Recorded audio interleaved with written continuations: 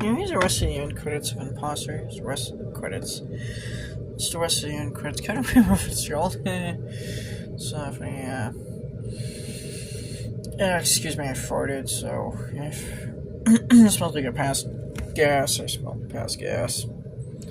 Now, this movie, Andrew Rona, Zomas, actually the culpriters. Now, like I said, this movie had a very troubled production history. It actually spent 3 years in post-production.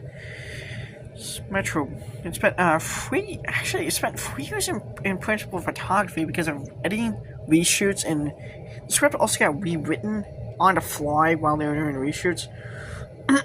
In fact, it actually got so bad to the point where this movie, now, eventually Dimension Films, now this movie actually bounced around a bunch of different,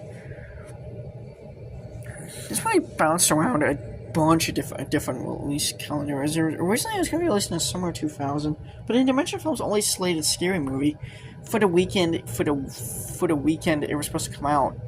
And then it got delayed, until like, and then it got delayed until like late 2000, to like around November that year. Then it got pushed back to February 2001. Then it got pushed back to May 2001. Then it got pushed back to like a November release date. But then by that time, Dimension Films was hoping to actually finally get it released. However, their parent company Miramax had another film that they was having post-production editing problems, and that was Kate Leopold. They're kind of high concept fantasy rom-com. They're kind of concept fantasy rom-com movie.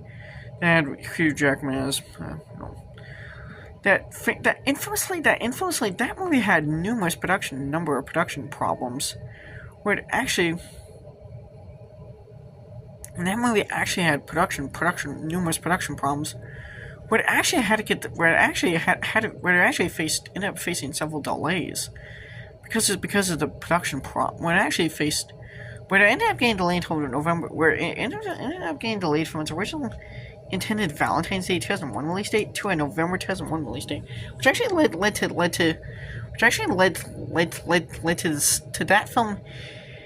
With the Imposter then getting delayed into January 2002, and by that time, Dimension Films, they were just ready to just dump it into theaters.